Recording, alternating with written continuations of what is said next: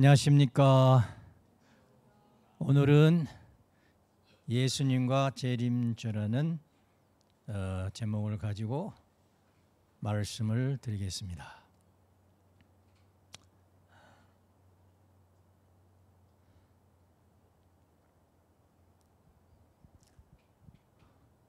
먼저 예수님의 삶에 대해서 우리가 기본적인 것이라도 알아야 된다고 생각합니다. 요즘 청평에서는 바이블 스터디, 성경 공부를 열심히 하고 있죠. 그 이유는 왜냐하면 성경을 모르고는 예수님을 모르고 또 재림 주님도 모르기 때문에 성경을 꼭 알아야 됩니다. 그래서 성경 공부를 열심히 해주시길 바라고,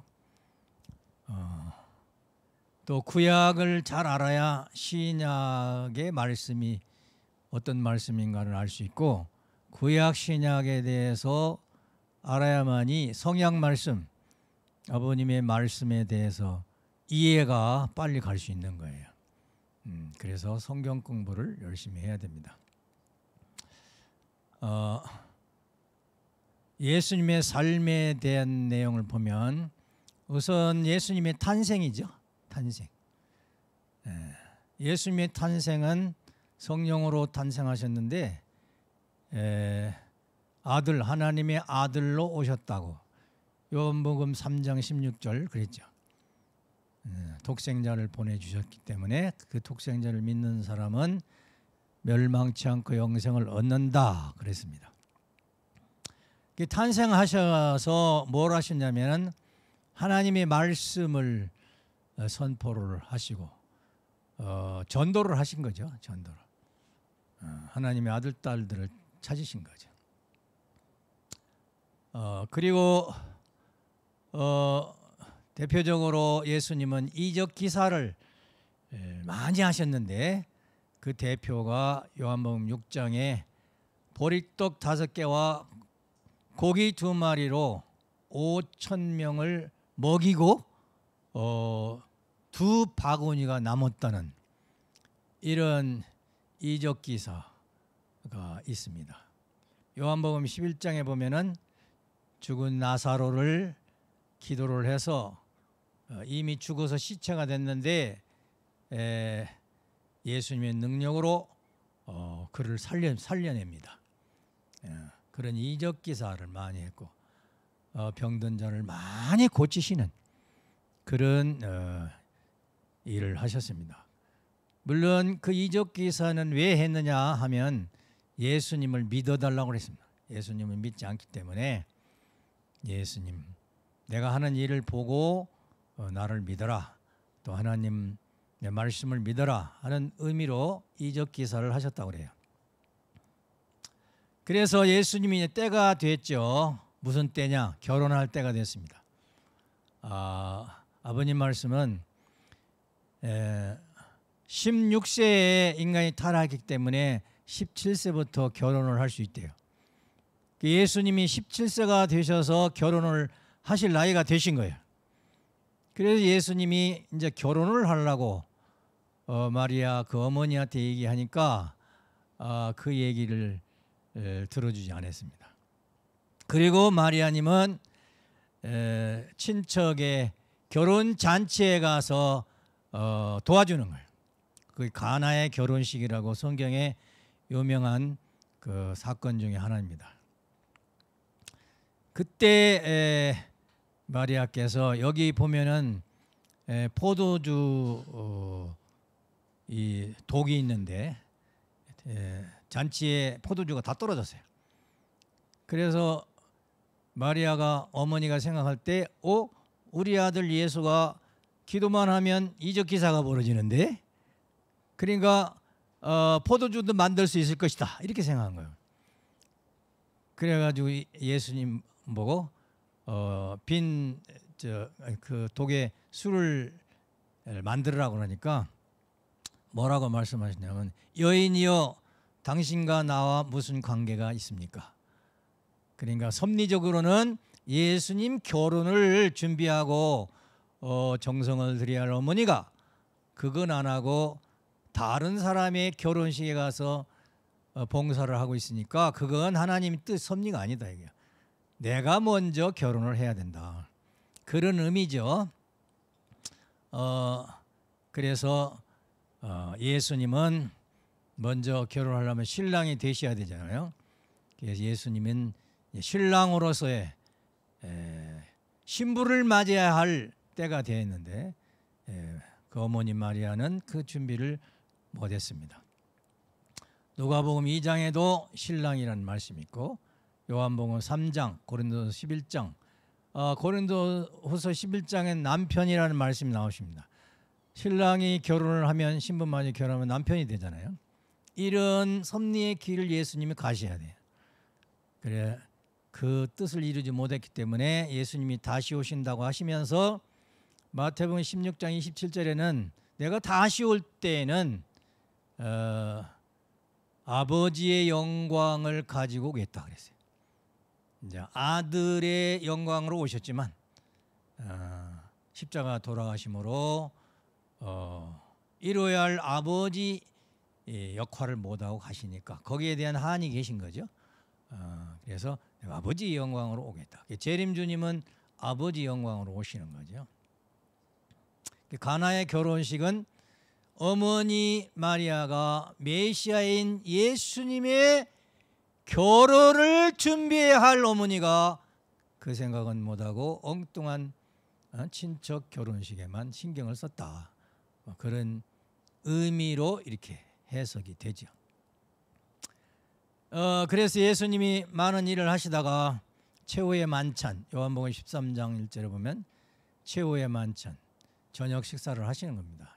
12제자를 놓고 저녁 식사를 하는데 왜 최후의 만찬이냐면 마지막 식사거든요. 이때에 12제자들에게 다 와서 있는데 예수님이 무슨 말씀하시냐면 나를 십자가에 나를 팔 자가 있다고 그랬어요. 이 12제자 중에. 그러니까 사람들이 깜짝 놀라서 nen가 이렇게. 그런데 거기에 가룟 유다가 있었죠. 가룟 유다가 예수님을 은 30냥에 팔았잖아요. 그리고 이 마지막 식사를 하시고 가룟 유다가 가서 신고를 해가지고 잡혀가도록 다 만들어 놓고서 이제 관원들이 와서 예수님을 잡아가거든요. 그게 마지막 식사예요. 그래서 예수님이 십자가에 돌아가십니다. 재판의 과정 여러 가지 작업을 십자가에 돌아가셔요. 이 십자가에 돌아가시는 내용이 마태복음 27장에 있고 또 십자가에 돌아가신 지 3일 만에 부활하시죠. 부활하셔서 하늘나라로 승천합니다. 올라가세요. 승천했다가 3일 후에 무덤에서 부활하시는 거예요. 무덤에서 나오셔. 그때 무덤에 나올 때 부활하신 예수님을 마리아를 중심 삼은 요 그림과 같이 세 여인이 처음 보지요. 그리고 제자들이 옆 그림과 같이 제자들이 부활하신 예수님을 만납니다. 승천했다 다시 부활하신 예수님을 만나서 예수님은 40일 동안 지상에서 부활한 예수님이 전도도 하시고 섭리 일을 하십니다. 그 중에 이제 대표적인 것이 사도행전 2장 1절에 보면은 6월절 날이었는데 이때 마가의 다락방에 120명의 사도들이 모여가지고 기도를 하고 있었습니다. 그때 기도할 때에 예수님이 나타나셨어요. 예수님이 나타나셔서 성령을 부어넣어 주십니다. 성령은 개념이 뭐냐면 하나님의 사랑인데 예수님의 사랑입니다. 주님의 사랑이 성령이에요. 예수님이 부활하셔서 3일 만에 부활하셔서 예수님의 사랑으로 제자들에게 성령을 부어넣어 주는 거예요. 성령. 그 사랑을 체험케 하시는 거예요. 체험케, 느끼게 하시는 거예요. 앞으로 재림 주님도 말씀 역사도 하시겠지만은 성령 역사를 하셔야 되겠죠. 그 성령의 역사를 지금은 예수님 대신 참부모님 대신 참 사랑을 지니고 이대 왕님께서 왕비님과 더불어 한국, 일본 순회하시면서 2000년 전 예수님의 사랑을 제자들에게 체험케 하셨듯이 지금 왕님께서 순회하시면서 성령 체험을 하게 하십니다. 성령 받는데 여기에 120문도가 왜 모두 성령을 받았느냐? 한 사람도 안 빠지고, 그건 예수님이 십자가에 돌아가시고 3일 만에 부활하셔서 다시 사셨다는 소문을 다 들었어요. 그러니까 다시 사셨다는 소문을 듣고 진짜야 진짜야 진짜 하다 모인 거거든요. 그러면서 예수님에 대한 그리움, 회개도 하고 우리가 잘못해서 돌아가셨다는 걸 깨달은 사람도 있겠죠. 그래서 예수님에 대한 그리움, 사랑이 준비가 된 거예요. 준비가. 회개하면서. 그래서 예수님에 대한 사랑의 그리움이 준비가 되어야 예수님의 대상이 되는 거예요. 사랑은 주체 대상이 있어야 주고받잖아요. 그 120문도가 예수님의 사랑의 대상이 된 거예요. 예수님이 사랑하고 싶은 사람을 만나서 역사를 한 거죠. 수수작용한 거예요. 그래서 120문도가 성령을 받고 이제 난리가 난 거예요. 방언을 막 하고 이렇게 해서 예수님의 사랑을 체험하는 거예요. 하나님의 사랑을 체험하는 거예요.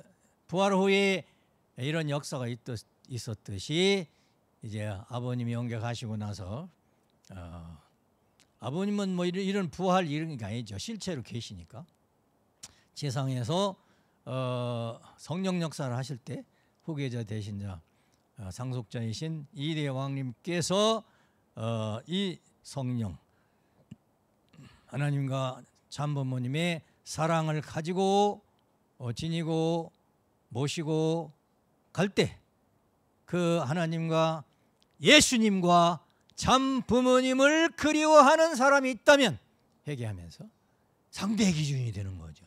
상대 기준이 꼭 통일교 축복가정이 아니라도 기독교인이라도 이제 상대 기준이 되면 예수님을 그리웠던 사람이 있으면 이대왕님을 만나면 성령을 받아야 안 받아요?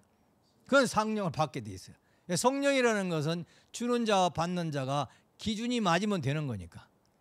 이대왕님도 성령 주실 때 순서적으로 주시는 게 아니라 준비된 사람부터 주시죠. 준비된 사람.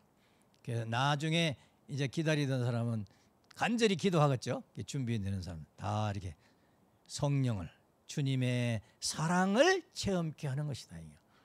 뭐 방언을 해도 좋고 안 해도 좋고 주님의 사랑을 체험한다는 자체가 중요한 거다. 그래서 그 주님의 사랑이 내 몸을 통해서 마음으로 느꼈으면, 영역으로 느꼈으면 내 마음속에 성령이 거하시면, 그때부터 성령이 계속 살으시면 어떻게 되는 거죠? 내가 하나님의 아들, 딸, 하나님의 핏줄이 되는 거죠. 천국 백성이 되는 겁니다. 성령 받는 것도 중요하지만은 기준이 돼서 그 기준을 유지해가지고 지속적으로 자기의 평생 동안 주님의 사랑을 모시고 성전이 되어서 사는 것이 목표예요. 목적이에요. 그것이 목적이에요. 그런데 지금 또 받고 내일 또 받고 자꾸 받으려고 하는 사람이니까 왕님이 받은 사람은 안 받아도 된다고. 받은 사람은 이미 하나님의 성령이 참부모님의 성령이 들어가서 성전이 되었는데 자꾸 또 받으려고 하냐 이거. 그런 말씀하시더라고요. 그리고 성령을 이렇게 주시려면 사랑의 에너지를 쏟아 부어 넣어줘야 하기 때문에 영육 아울러 하나님과 참부모님의 그 사랑의 기운을 대신하지만 그래도 대신해도 이대왕님 몸마음이 피곤하신 거예요. 피곤하신 거예요. 이번에 일본 순회하시면서 새벽에 2시부터인가 시작했는데 저도 이제 보느라고 잠을 좀 못 잤죠. 이제 그 보니까 안 하시던 말씀하시더라고. 그 뭐냐면 일본은 기독교 국가가 아니다 이 말이에요. 기독교 국가는 절대 하나님 신을 믿는 나라잖아요. 근데 일본은 잡신을 믿는 종교고 수많은 8만 가지 신이 있다나요? 동물이니 이런 신을 나무니 해가지고 신으로 모시는 잡신을 믿는 나라기 때문에 그 잡신은 무슨 신이냐? 사탄 신이라는 거예요. 사탄 신. 그러니까 왕님이 보실 때는 영적으로 보면은 기독교 예수님을 사랑한 사람이 별로 없다 이거야. 예수님을 사랑해야 하나님하고 통하는데 축복 가정들은 예수님을 사랑 안 해서도 재림주님을 사랑했기 때문에 재림주님하고 상대균이 되면은 성령이 빨리 들어갈 거 아니에요. 축복 가정들. 근데 축복 안 받은 사람들은 어렵겠죠. 왜? 절대 신 하나님 신 주님의 신을 모셔야 되는데 그렇지 않고 사탄의 신을 모시고 있는 사람들이기 때문에 성령 받기가 어렵다 이거예요. 그래야 이대왕님이 탕감을 지시는 얘기를 하시더라고요. 계속 설사를 하신다든가 몸이 불편하시다든가 이런 간증을 하시더라니까. 그렇게 하늘편에서 탕감을 전해야 상대 기준이 된다 이거죠. 그 말씀 듣고 아이고 우리 기도 더 많이 해야 되겠다. 일본 식구님들이 남은 두 군데 남았죠. 거기에서 주님을 사랑할 수 있는 일본 민족이 되게 해달라고. 참부모님 사랑할 수 있도록. 눈으로 안 보이니까 잘 모르면 눈으로 보이시는 이대왕님이라도 사랑하고 보고 싶은 마음을 가지고 와야 성령 역사를 쉽게 할 수 있다 이게. 성령 역사는 사랑으로 하는 거기 때문에 그리움, 보고 싶음, 사무치는 간절한 마음이 준비가 없으면 성령 받기 어려운 거예요. 저 사람은 성령을 받는데 왜 나는 성령이 안 올까? 이렇게 말하는 사람 많잖아요. 자기가 준비를 못 해가지고 못 받는 거지. 그 주님을 뭐라고 할 수가 없다 이게. 그래서 일단 성령을 받으면 하늘편이 됐으니까 회개하고 그걸 잘 유지를 하는 것이 중요하다 하는 그런 말씀이 되겠습니다. 그러면 예수님의 일생을 요점만 9가지를 말씀드리면 그게 얼마나 많습니까? 그러면 일생을 예수님이 그렇게 보내신 이유 그건 뭐냐? 예수님은 후아담이라고 그랬어요. 후아담. 그래서 아담이 본래 이루었어야 할 그 내용을 책임해서 이루시러 오신 거예요. 그럼 타락하지 않은 아담이 이 땅에 창조해서 와서 뭘 할 것이냐? 그것은 하나님의 심정과 사랑을 중심 삼고 예수님과 신부가 아담 해와 입장에서 결혼을 해야 되겠죠. 결혼해서 자녀를 낳아야 되겠죠. 이때 예수님은 신랑이 되시고 신부가 있어야죠. 예수님이 신랑으로서 신부를 맞이해야 되는데 신부가 없으면 예수님은 하나님의 타락하지 않은 본연의 선한 혈통, 핏줄, 씨, 정자를 가지고 오시는 분이다 말이에요. 예수님은. 그래서 그 신부를 맞이해서 이제 그 난자의 밭에 씨를 뿌려가지고 하나님의 혈통을 지상에 번식해서 하나님의 자녀를 만들어서 이제 하나님의 나라를 세우기 위해서 예수님이 오신 거거든요. 예수님은 그게 제일 중요한 거야. 예수님은. 그래서 이제 예수님이 하나님이 1대왕, 예수님이 2대왕, 그 자녀가 나왔으면 3대왕에서 4대 심정권과 3대 왕권을 세워서 지상 천국을 이루시기 위해서 예수님이 이 땅에 오신 것입니다. 그런데 예수님이 신랑으로 떡 오셨는데 신부가 없는 거래요. 신부가 없어. 신부가 없어서 그 신부는 이제 어머니가 마련해 줘야 되는데, 마리아가 마련해 주는데 그 결혼에 대해서 정성을 못 들였다 이게. 그 신부가 없으니까 결혼 정년기는 지났는데 신부가 없으니까 나의 신부는 언제 만날 것이냐 하고 신부를 그리워하는 마음, 보고 싶은 마음, 사무치는 마음, 그 예수님이 하나님의 사랑을 가지고 주체로서 대상인 부인을 찾고 싶은 그 마음이 얼마나 간절했겠느냐, 그거 한번 생각하고 가야 된다 하는 말씀입니다. 그 주체의 심정을 쏟아낼 수 있는 대상이 있으면 그 대상은 예수님을 얼마나 또 사랑해야 되겠냐 이거지. 그건 뭐 하나님 그리스도 주님의 사랑이기 때문에 영원 불변한 헤어질 수 없는 절대 사랑으로 하나가 되어가지고 이제 가정을 이루어야만이 되는 것이죠. 그런데 예수님이 일생을 통해서 그 찾던 신부를 맞이하지 못했어요. 맞이하지 못해가지고 한에 맺혀가지고 결혼하지 못한 한이 맺었다 이게. 세상에서도 한 중에 3대 한이 있다고 그러죠. 그게 뭐냐면 배고픈 한, 먹을 것이 없어서 배고프면 그 배고파서 죽으면 한이 많다는 거예요. 그 다음에 못 배운 한, 배우지 못하면 그것도 한이라는 거예요. 그 다음에 제일 중요한 건 뭐냐, 사랑을 못한 한, 이게 제일 무섭다는 거죠.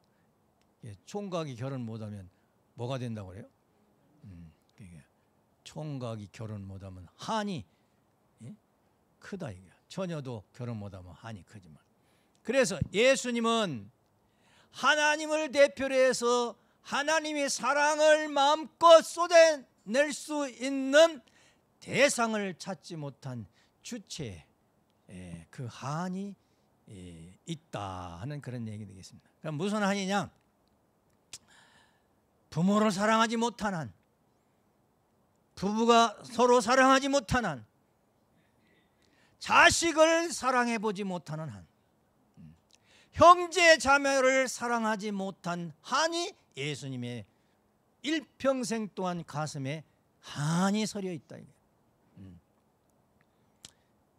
그래서 결국에는 십자가의 돌아가심으로 말미암아서 안 돌아가셔서 결혼해서 가정을 이뤘으면은 이제 3대 왕권을 이루어가지고 지상의 전국 하나님의 왕국을 만들었을 텐데 모두 수포로 들어갔어요. 수포로 들어갔어요.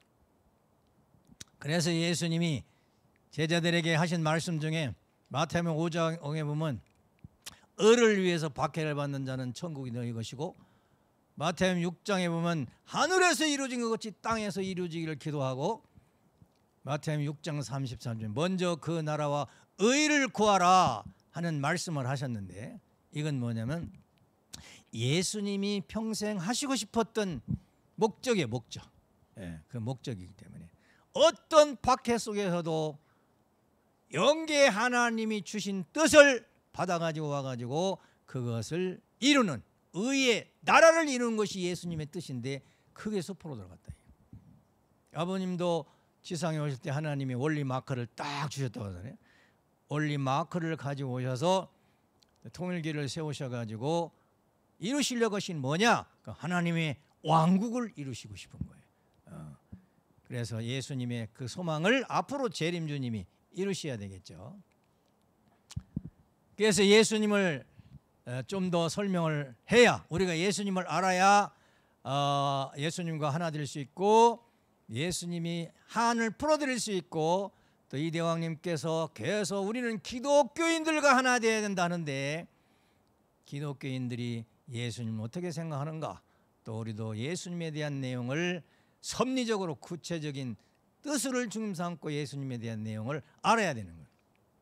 먼저 예수님의 잉태가 어떻게 되느냐? 성령으로 잉태했다고 그랬습니다.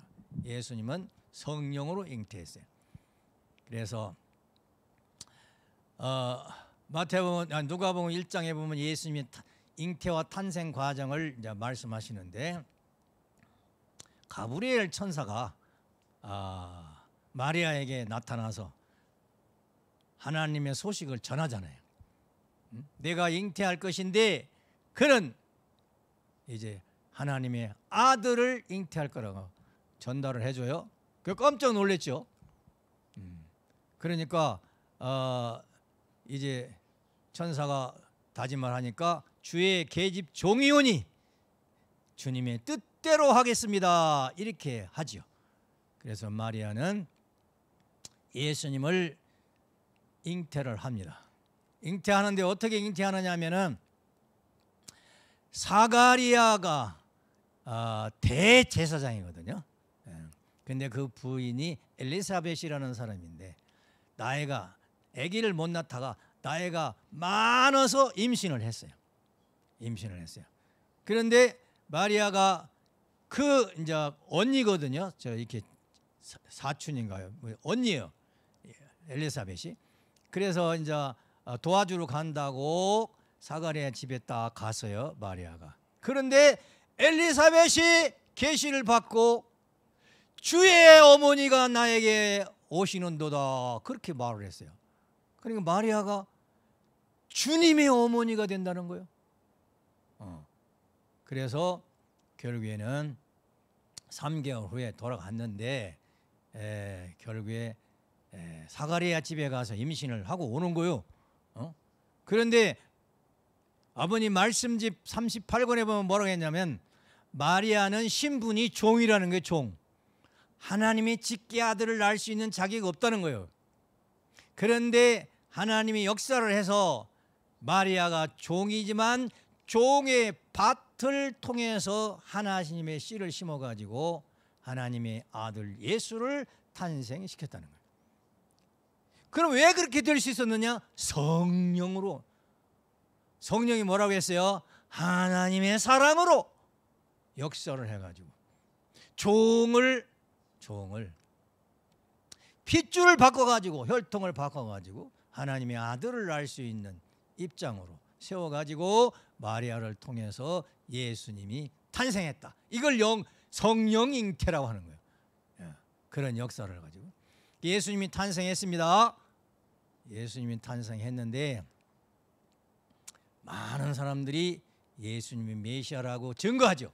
시몬 안나 목자 또는 동방 박사들이 증거를 하고, 가장 가까이는 마리아 어머니, 이붓 아버지나 마찬가지죠. 요셉, 이런 분들이 증거를 하는 거예요. 하나님 아들하고. 엘리사벳은 아기를, 예수님을 낳기 전에 증거했잖아요. 이런 영적 증거를 합니다.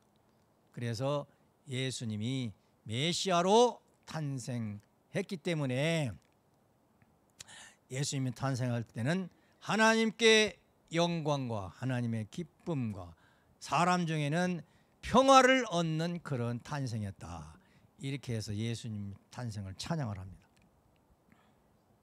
그러나 현실은 어떻게 했냐? 마구간에서 태어났죠. 현실은. 여기 보면은 가이사 아구스토의 호정령을 내려가지고 이제 갈릴리에서 베들레헴에 가서 호적 신고하러 가는 거예요. 그런데 좀 일찍 가서 준비를 할 텐데 그냥 병시대로 가다 보니까 다른 사람들이 여관을 다 마련해 버렸어. 빈자리가 없어. 일찍 가서 여관을 마련했으면은 좋은 자리에서 태어났을 텐데 자리가 없어서 마구간이라도 좀 달라고 해가지고 마구간에서 태어났잖아요.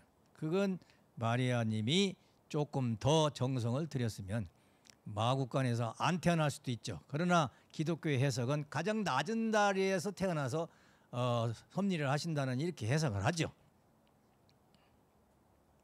그러면 태어난 예수님은 누구냐? 요한복음 3장 16절 독생자입니다. 독생자. 하나님의 하나밖에 없는 아들이요.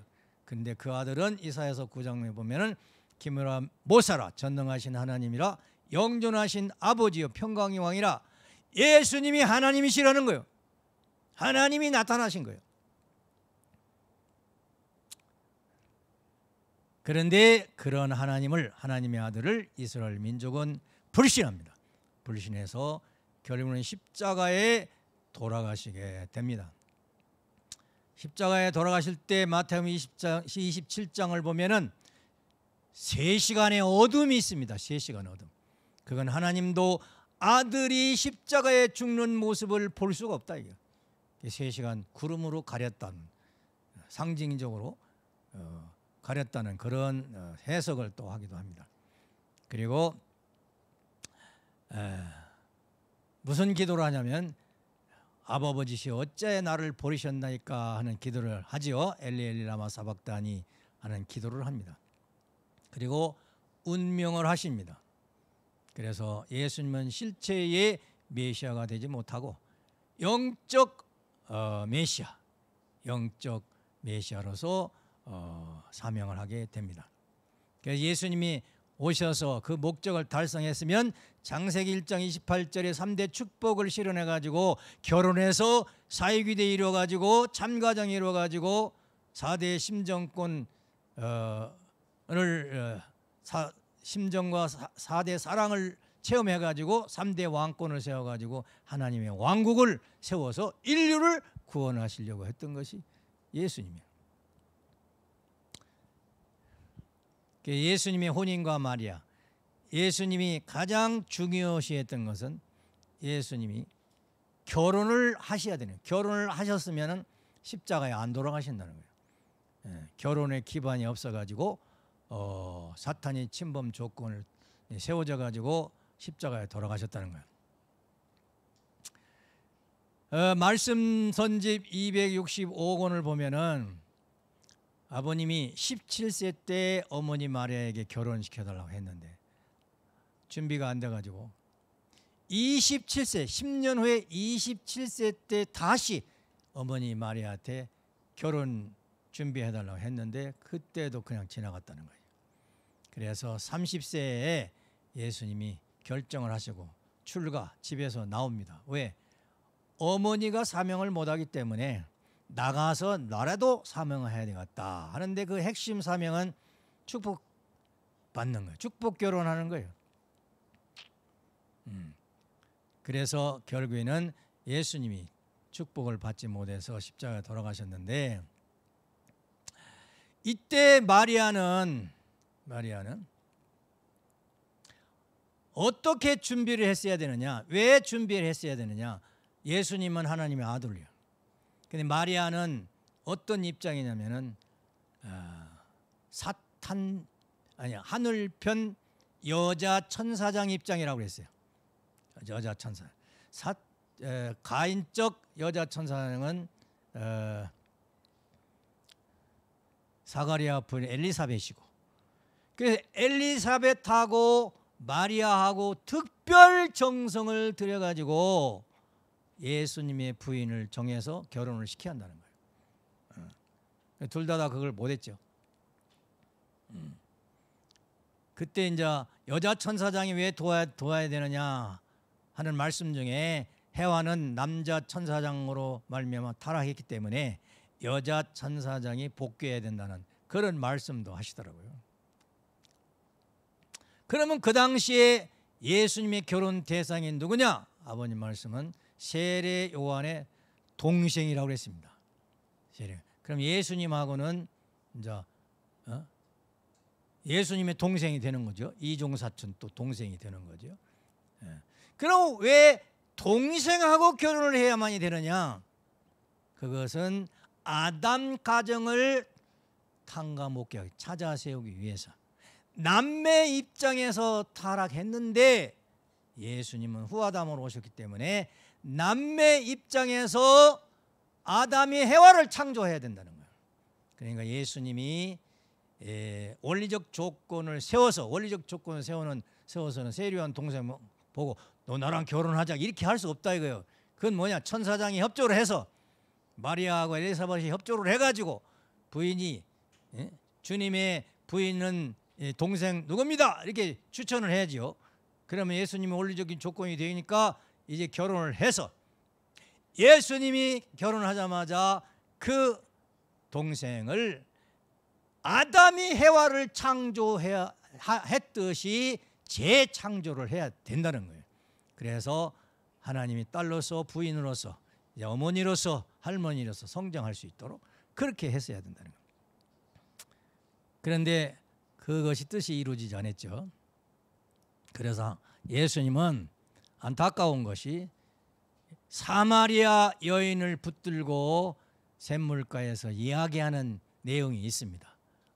간단히 말하면 그 사마리아인이 물동이를 이고 샘가에 갔는데 어떤 남자가 와서 물을 좀 달라고 하다는 말이에요. 물을 왜 여기 와서 물을 찾냐고 그러니까 예수님 말씀 뭐냐면 내가 주는 물은 영원히 목마르지 않는 샘이라고 이렇게 말씀을 하죠. 그래서 그 사마리아 여인이 예수님이 그렇다면 주님이 오셔야 영원한 샘물을 주시는 분인데 주님이신가 보다 하고서 그러면 오신다는 그분이 당신입니까? 그러니까 예수님이 얘기를 했어요. 내가 주님이라고. 그냥 깜짝 놀라가지고 물동이를 버리고 동네에 나가가지고 주님이 오셨다고 그렇게 선전을 한 바가 있죠. 그러면 왜 사마리아 여인에게 가서 영원히 목마르지 않는 샘 하나님의 영생의 핏줄 영생의 씨에 대한 얘기를 했을까? 그것은 마리아도 종을 통해서 하나님의 씨를 뿌렸듯이 종의 신분을 가진 여자를 통해서라도 섭리를 하시고 싶었던 안타까우신 예수님의 사정이 아니었는가? 아버님은 또 그렇게까지 말씀을 하시더라고요. 예수님 때 육마리아가 있었습니다. 그 육마리아는 누구냐? 막달라 마리아인데 이분은 헌금을 많이 해서 예수님 가는 일을 도왔다는 거예요. 야고보와 요셉의 어머니인 마리아가 있었고 마르다의 동생인 마리아가 있었고 글로바의 아내인 마리아가 있었고 마가의 어머니 마리아가 있었고 로마 교회 그리스도인인 마리아가 있었는데 이 6 여성들이 결혼한 사람도 있고 처녀도 있고 그렇죠. 헌금도 해서 보태드리고 또 거할 집이 없으니까 자기 집을 내놓고 여기서 유하시면서 말씀 전하라고. 그러니까 자기 집을 성전으로 내놓은 사람도 있고 여러 가지 각 자기마다의 그 예수님을 사랑해서 예수님을 도왔던 6 여성이 있었습니다. 예수님을 지극히 사랑했던 여인 6이 있어요. 이분들도 예수님을 모시는데 책임을 못한 거죠, 결국에는. 그래서 예수님은 결혼을 못한 이유가 가족의 어머니 마리아가 책임 못하고 엘리사벳이 책임 못하고 요셉과 사가리아가 책임 못해서 가족과 친척과 제자들 12제자가 불신하고 돌아섰기 때문에 배반했기 때문에 결국에는 십자가에 돌아가실 걸 결정할 수밖에 없었습니다. 그 제자 중에 예수님을 배반한 자가 마태복음 26장에 가룟 유다라고 했죠. 마태복음 26장에는 베드로도 부인을 했죠. 내가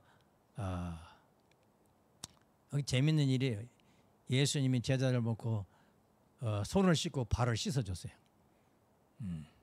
그러니까 베드로가 뭐라고 했냐면 주여 어찌 이런 일을 하십니까? 저는 안 씻으랍니다. 그러니까 예수님이 뭐라고 하냐면 내가 씻어주는 이것을 거역하면은 나하고 관계가 없다고 그랬어요. 그러니까 그러면 머리까지 다 씻으세요. 몸 전체를 씻어달라고 하는 그런 얘기가 있는데 결국 그렇게 예수님을 사랑하던 베드로도 배반하고 말았습니다. 그러니까 그때 뭐라고 하시냐면 내가 그러나 나를 사랑한다고 하지만 닭 울기 전 닭 3번 울기 전에 내가 나를 배반할 것이다. 그래가 베드로가 배반했잖아요. 돌아서가지고 나중에 회개하고 돌아와서 제자가 다시 됐습니다만은, 다 배반하고 돌아가니까 예수님 혼자 남았어요. 십자가를 짊어져야 되는데 마태복음 26장 36절에 뭐라고 하시냐면, 예수님이 엎드려서 피땀 눈물을 흘리면서 기도하시기를, 아버지시여 이 십자가를, 이 죽음을 면케해 주십시오. 안 죽을 수 있는 조건이 있으면 저를 살려주십시오. 그러나 내 뜻대로 마시옵고 아버지의 뜻대로 하시옵소서. 그렇게 기도를, 절박한 기도를 합니다. 왜? 예수님이 죽으면 하나님의 뜻이 실패하거든요. 이스라엘 민족이 고난을 당하고 순교를 당해야 되거든요. 그래서 그런 기도를 했습니다마는 하나님은 예수님을 버릴 수밖에 없었습니다. 아담 에와가 타락해서 하나님을 버렸기 때문에 하나님은 그렇게 당신을 믿는다는, 사랑하는 예수님도 버릴 수밖에 없었어요. 그래서 마태복음 27장에 아버지시여 어찌하여 나를 버리셨나이까, 이런 기도를 합니다. 3번이나 엘리 엘리 라마 사박다니, 엘리 엘리 라마 사박다니, 엘리 엘리 라마 사박다니, 어찌하여 나를 버리십니까 하는 말씀입니다. 그래서 십자가에 달리시면서 하시는 말씀, 저들이 뜻을 몰라서 그러니 죄를 졌습니다마는 저 죄를 사해 주십시오. 저들이 무지해서 나를 십자가에 죽이고 있습니다. 이렇게 용서를 하죠. 원수를 사랑으로 용서를 하시는 주님이십니다. 왼편 강도가 예수님 보고 십자가를 달려 있으면서, 당신이 메시아면 당신도 살고 나도 살려주라, 이렇게 말을 했어요. 그러니까 오른편 강도가, 우리가 같은 죄를 졌는데 무슨 소리냐,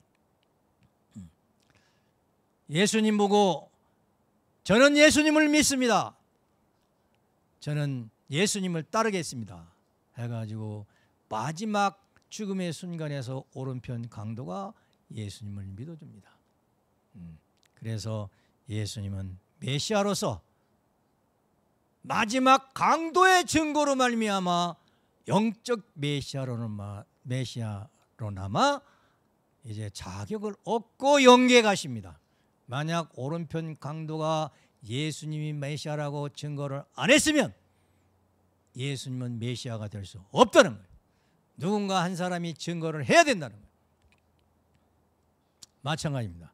우리도 이대왕님을 주님 삼고 섭리를 해 나가시는데, 누군가가 이대왕님이시고 3대 왕권을 이루셨고 재림 주님은 승리하셨다고 믿고 따르고 성공하는 한 사람이 있으면 그 사람을 통해서 참부모 재림 주님은 승리하시게 된다는 거예요.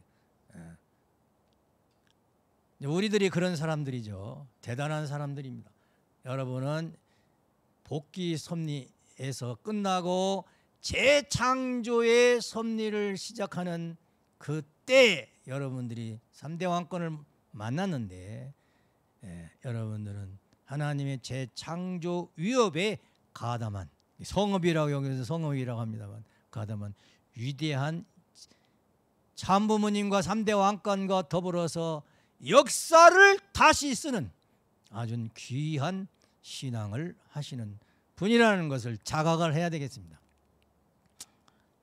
그러면 누가 예수님의 가족인가? 마태복음 12장 47절 이해 보면,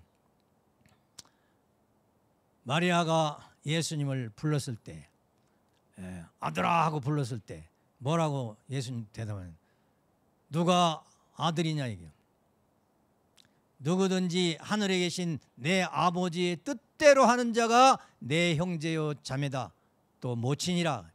마리아는 하나님의 뜻대로 살지 않기 때문에 내 어머니 아니다, 이게. 내 어머니 아니다. 이건 어디에 적용되는 것 같잖아요. 한학자 어머니가 아버지, 하나님 아버지의 뜻대로 지금 합니까? 안 하죠. 주님의 뜻대로 합니까? 안 하죠. 예수님이 독생자고 당신은 독생녀래요? 무슨 얘기인지는 모르겠는데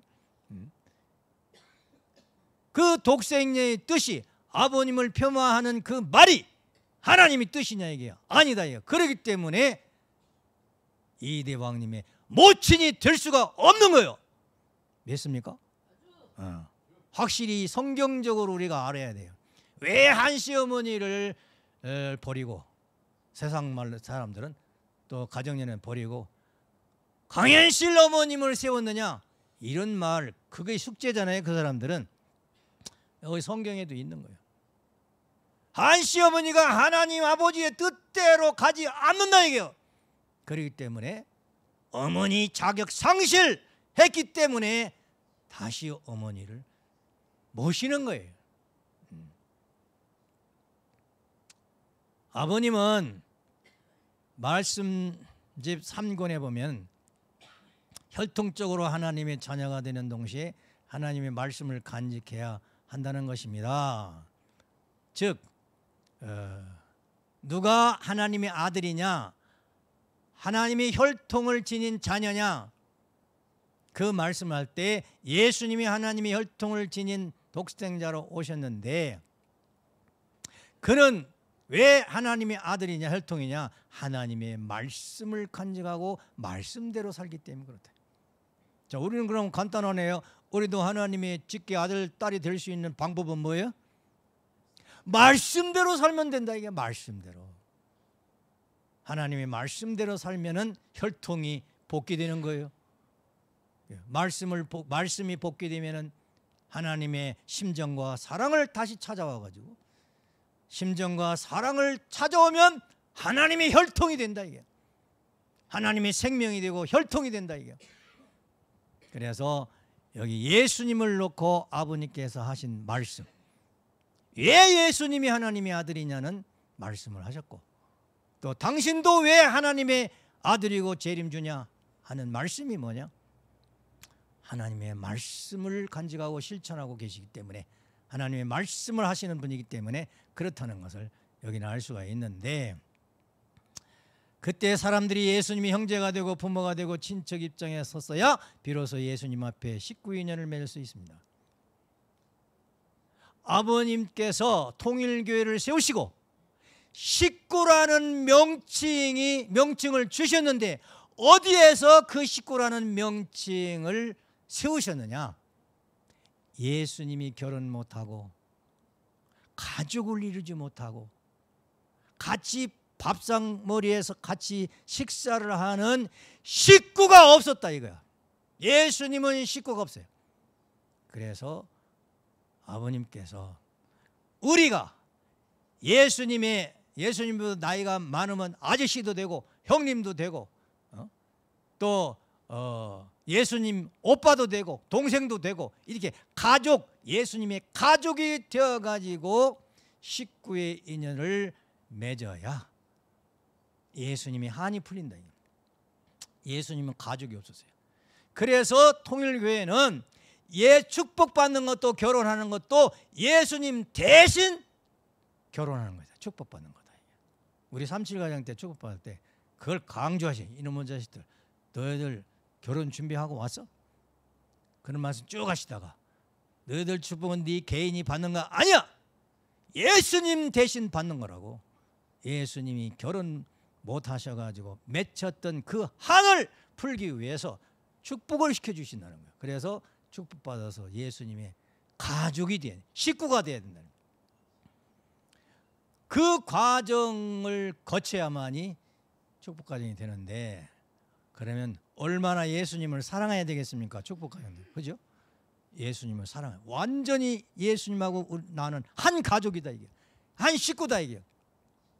그렇게 생각하고 예수님하고 하나 됐을 때에 예수님의 제자들을 볼 때에 밉겠어요? 사랑으로 보이겠어요? 기독교인들이 어떻게 보이겠냐고 우리가. 예? 사랑으로 보일 거 아니에요. 그냥 사랑하고 싶어서. 예수님의 제자니까. 나는 그보다 더한 예수님의 가족이 됐단 말이에요. 예수님의 식구가 됐어. 그러니까 우리가 기독교의 예수님 제자들을 품고 사랑하고 전도를 해야지. 그런 마음을 가지고 있으면 기독교인들이 예수님의 사랑을 내 마음속에 가지고 있기 때문에, 기독교인들은 예수님을 사랑하기 때문에 자연적으로 교회에 오고 싶다는 거예요. 우리가 예수님하고 한 가족이 되어서 식구가 되면 기독교인들이 우리를 보면 자동적으로 사랑하게 돼 있다는 거예요. 요즘 이대 왕님이 그렇게 사시죠. 기독교 전도, 기독교를 왜 전도해야 되고 어떻게 전도해야 되고, 그 여기 말씀이, 성경 말씀이 다 있잖아요.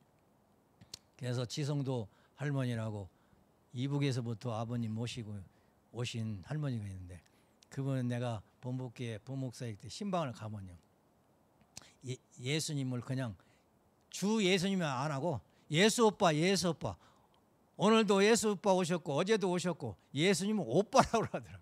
예수님 오빠래요. 가족이지, 가족. 그럼 우리는 뭐야? 예수님이 연세가 더 많으니까 예수 형님이겠네, 형님. 그래서 주 예수님 하는 것보다 형님 예수님 하는 게 더 가깝겠죠. 가족끼리면서 같은 식구니까. 그렇게 사랑으로 하나가 되라는 아버님의 말씀이에요. 그래서 식구라는, 통일교회 식구라는 개념이 예수님 때문에 나왔다는 걸 여러분이 아셔야 되겠습니다. 예수님이 오셔가지고 신부를 창조를 해야 되는데 세례요한 동생을 만나지도 못하고 그냥 지나쳐 버렸기 때문에 해와 창조를 못했습니다. 그래서 2000년이 지나갔어요. 어떻게 지나갔느냐?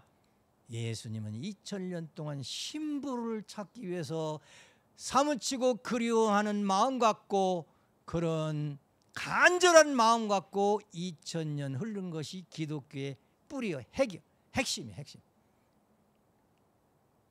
그런데 예수님 사랑하는 사람들이 얼마나 많아요. 그렇죠?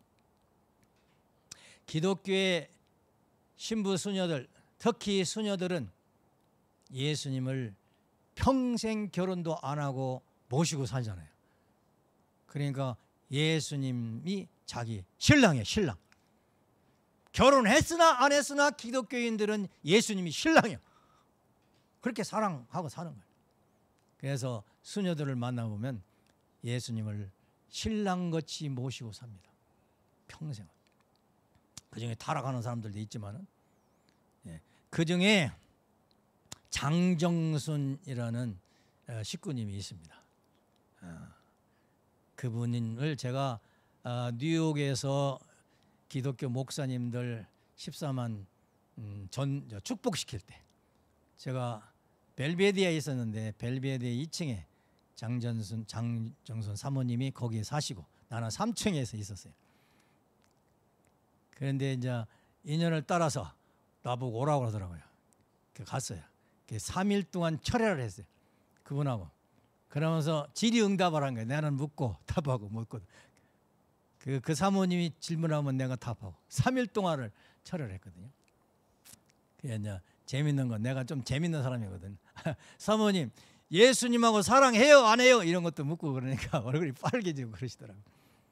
그분 간증을 들어보니까 태중신앙인데 뱃속에서부터 예수님 조상 때부터 믿었던 그런 분인데, 태어나서부터 교회에 나가면 예수님이 가르치는 게 그렇거든요. 신랑이고 너희 신부다 그러거든요. 말씀 그대로 예수님을 신랑으로 믿으면서 평생 살아왔대요. 수처녀로 평생 살았어요. 그 아버님이 이제 장정순 여사가 예수님을 얼마나 사랑하는가, 간절히 사랑하는가를 아시고, 수많은 수녀들도 있고 예수님을 사랑하는 신부 같은 신앙생활하는 사람이 얼마나 많습니까, 세계적으로. 근데 제일 사랑의 도수가 높았던가 봐요. 장정순 여사를 세워가지고 예수님하고 축복을 시켰습니다. 1973년 1월 14일 새벽 3시에 축복을 약혼을 하고 이렇게 해서 축복을 시켰어요. 그래 지금은 예수님이 축복을 받아가지고 실체 신부가 있죠. 그 전에는 예수님은 신랑은 신랑인데 어떤 신랑이냐? 실체가 없는 부인, 성신하고 사는 그런 예수님이세요. 제 기도를 해보니까 성신이 그럼 뭐야? 성부, 성자, 성신? 본체론적으로 볼 때 하나님 본체에서의 이성성상에서의 여성성상을 대표로 한 그런 영적인 신부를 부인으로 해서 살으셨구나. 성신이 예수님 부인이었잖아요. 그런데 결혼은 실체 인간하고 해야 되잖아요. 그래서 장정순 여사 실체와 더불어 영육 축복을 하신 거죠. 영육 축복을. 예수님이 한을 풀었습니다. 그래서 예수님께서 축복을 받지 못해 가지고 성신과 더불어 같이 상대 기준을 통해서 사심으로 말미암아 영적인 사회기대를 이루고 4대 심정권을 이뤘습니다.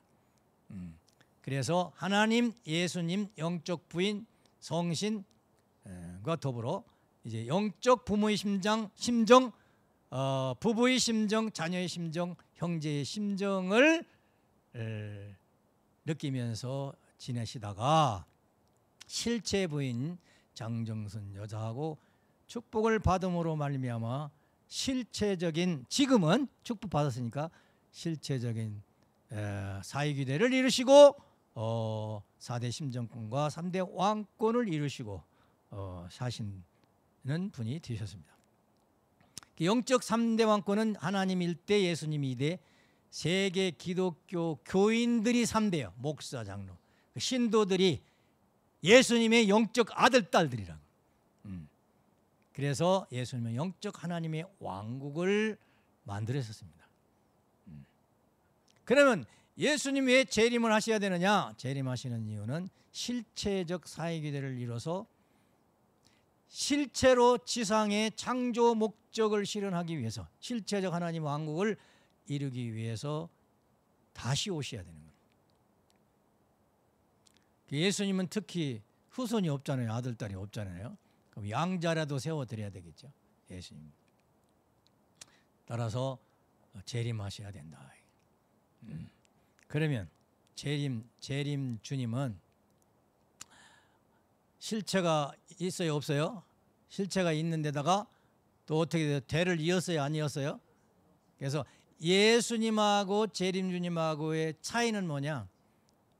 예수님은 영적 사회기대 이루셨다가 이제 실체적 사회기대를 이루셨는데 후손이 없다는 거예요.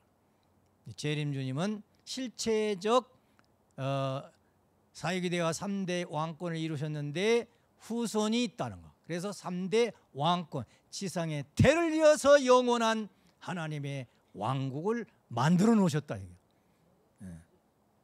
그것은 여러분이 너무나 잘 아실 겁니다. 그래서 재림주님의 실체적 4대 심정권과 3대 왕권은 6,000년 만에 이루었다는 걸 말씀을 드렸죠. 그분이 이제 1대 왕, 2대 왕, 3대 왕 이렇게 세우셨다는 것도 너무 잘 알고 있습니다. 예수님과 재림주님의 차이는 예수님은 구약, 신약을 말씀하신 분이죠. 하나님의 말씀. 재림주님은 성약 말씀을 하셨어요. 그 성약 말씀이 뭐냐? 8대 교제 교훈이죠. 그리고 또 성경 대신 천성경을 만드셨죠. 그리고 예수님도 성령 역사를 하셨지만 재림주님은 또 영원한 성령 역사, 즉 성령 사랑의 역사를 하고 계시다는 겁니다. 또 재림주님은 교차, 교체, 축복, 결혼을 시키는 거죠. 예수님은 그거 못 하시고 가시잖아요. 천일국 백성을 만들죠. 그래서 재림주님은 기독교를 중심한 이게 중요한 거예요. 기독교를 중심한 종교 통일을 앞으로 하십니다. 그동안 하셨고, 그래서 앞으로는 영년세 협회, 영계와 육계가 같이 통일되어서 지상천국, 천상천국이 같이 동시에 이루어지는 영원한 세계가 이루어지는 거예요. 이것을 천주평화통일국, 천일국이라고 하는데 이걸 창건하고 계시고, 이제 지상천국, 천상천국, 하나님의 참사랑 왕국이 세워지는데 이대왕님은 그 왕국이 무슨 왕국이라고 해요? 절정왕국이래요. 왜 거기다가 철장 무기를 붙였을까? 그것은 영원히 악이 살아날 수 없도록, 영원히 죄가 살아날 수 없도록 강력한 힘과 능력을 가지고 하나님의 말씀과 사랑으로 사랑의 왕국을 다스리겠다는 거예요. 다시는 죄 질 수 없는, 죄를 지면 철장 왕국으로 다스리겠다. 감옥을 만들어야 되겠죠. 예. 철장 왕국이라는 것은 무기의 개념이 아닙니다. 무기 개념. 영원한 하나님의 왕국을 보호하고 지킨다는 의미예요.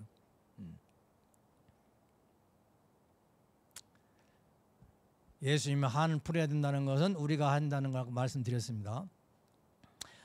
또 기독교인들은 깜짝 놀랄 일이지만은 예수님은 참 부모님의 축복을 받아야 됩니다. 재림주님의, 예수님은 아들의 신분으로 오셨고, 재림주님은 부모의 신분, 참부모로 오셨다고 그랬어요. 재림주님 명칭은 참부모야. 그러니까 참부모는 둘이 있어요? 둘이 있을 수 있어요? 없어요? 오직 한 분이야. 그렇기 때문에 그분으로부터 심정과 사랑과 생명과 혈통과 모든 말씀과 성령을 받아야 돼. 전수받아야 돼. 그래서 그분으로부터 축복을 받아야 돼. 축복, 축도권은 아버님밖에 없어. 그 아버님께서 이대 왕님 앞에 상속을 했어. 그래서 아버님은 참 부모로 오셨기 때문에, 축복을 해주시러 오셨기 때문에 예수님도 아들 입장에 오셨던 예수님도 축복을 받아야 된다. 이게. 그럼 다른 분들은 말할 것도 없지. 6대 성인을 비롯한 모든 교주도 다 아버님 축복을 받아야 되는 거야. 이 지상에 있는 모든 선인 악인 할 것 없이 앞으로 다 아버님의 축도를 받고 축복을 받아야 되는데, 아버님이 영계에 계시기 때문에 실체 세계의 역사는 이대 왕이 하시기 때문에 앞으로 모든 인류를 이대 왕님이 말씀과 성령 역사로 해서 회개시켜가지고 축복의 역사로 축도를 하시는 것이 이대 왕님의 가장 중요한 사명입니다. 재림주님은 예수님이 독생자 노정도 당하는데 시간이 없어서 설명을 할 수 없고요. 그래서 예수님의 소원은 뭐냐? 당신이 축복받았으니까 세계에 있는 기독교인들이 먼저 축복받기를 원한다는 거예요. 그러니까 기독교인들이 여기 우리 교회에 오면은 예수님이 협조하겠어요? 안 하겠어요? 협조했으니까 왔겠지 뭐. 더 할 거예요. 왜? 예수님이 기독교인들을 축복받기를 원하니까. 왜? 제일 먼저 하나님 나라 백성이 되기를 원하거든. 그런 뜻이 있기 때문에 우리가 기독교인들 먼저 축복받은 사람으로서 기독교인들을 만나면 우리가 친절히 잘 대하고 축복으로 인도를 해야 되겠죠. 재림주님은 예수님이 못한 3대 왕권 승리하시고 2대 왕님을 후계자 상속자 대신자로 세우셨다는 거. 새 역사가 출발됐죠.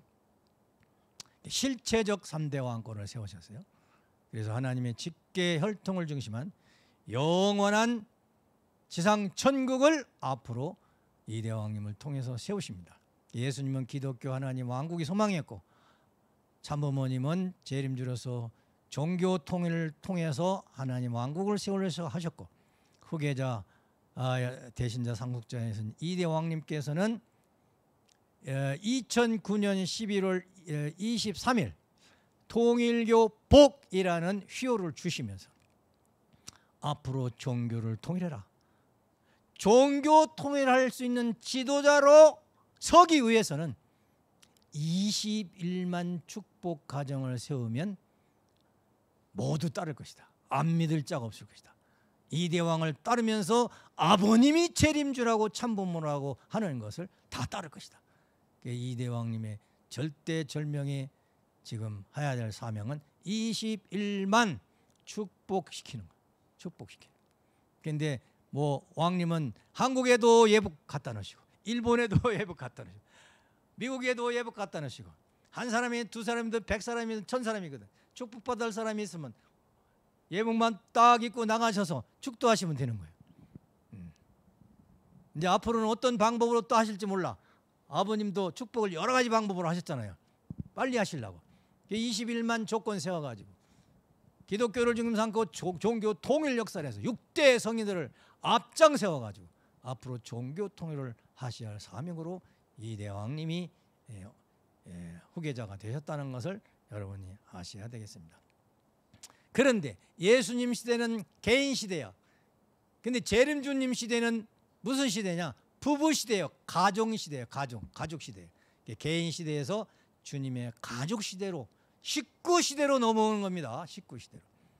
그래서 시족, 종족, 민족, 국가, 세계, 천주를 이루어서 하나님의 심정 왕국, 사랑의 왕국을 이루시기 위해서 지금 이대왕님이 역사하고 계시다는 걸 알고 지금은 한국 민족과 일본 민족을 세워가지고 천일국을 창건하기 위해서 수고하고 계신다는 것을 여러분들이 아셔야 되겠습니다. 자, 그래서 우리는 예수님을 사랑해야 돼요, 안 해야 돼요? 그래서 한번 해보세요. 예수님 사랑합니다. 참부모님 사랑합니다. 이대왕님 사랑합니다. 3대 왕권 사랑합니다. 기도하시겠습니다. 하나님 아버지, 천지인 참부모님 감사드립니다. 오늘은 2000년 전에 오셨던 후아담으로 오셨던 예수님의 일생을 통해서 그분의 소망이 무엇인가 알았고 왜 다시 오셔야 된다는 말씀을 깨달았습니다. 다시 오신 예수님, 그리스도 참부모님 오셔서 일평생 예수님이 다하지 못한 뜻을 이루시기 위해서 몸부림치시면서 섭리를 하고 실족을 세우시다가 이제는 영계로 가셔서 영인들을 다 전도하시고 축복을 시켜서 지상 인간들과 더불어서 지상 천국, 천상 천국을 이루시기 위하여 섭리하고 계신 줄 압니다. 이런 섭리 가운데 이대 왕님을 앞장 세우셔서 예수님 대신, 참 부모님 대신 심정의 왕, 사랑의 왕이 되셔서 타락한 인간을 하나님의 아들, 딸로 세우셔서 천일국 백성을 만들기 위해서 최일선에 나가서 수고하고 계시다는 것을 저희들은 알고 있습니다. 일본에 가셔서 이제 준비되지 않은 그 백성들을 위해서 실체적인 육신을 탕감 조건으로 하면서 그들에게 말씀과 사랑의 은총을 베풀어 주시는 줄 알고 있사오니 이대왕님 가시는 그 길에 저희들도 동참하기 위해서 매일 기도 정성을 드리고 있습니다. 부족한 정성 더 열심히 간절한 마음으로 정성을 들여서 왕님이 가시는 길을 평탄케 할 수 있는 저희들이 될 수 있도록 인도하여 주시옵소서. 아버지 하나님 간절히 빌곤합니다. 이제 승리하고 돌아오셔서 또 한국을 거쳐서 이제 청평으로 오신다고 하셨습니다. 머지않아 오실 이 대왕님을 맞이하기 위해서 저희들은 지극정성을 들이면서 이제 준비할 수 있는 생활이 되도록 인도해 주실 것을 간절히 빌고 원하고 원할 때 모든 말씀 축복 중심가정 김용력 전혜가정의 이름으로 보고 기도드렸사옵나이다. 아주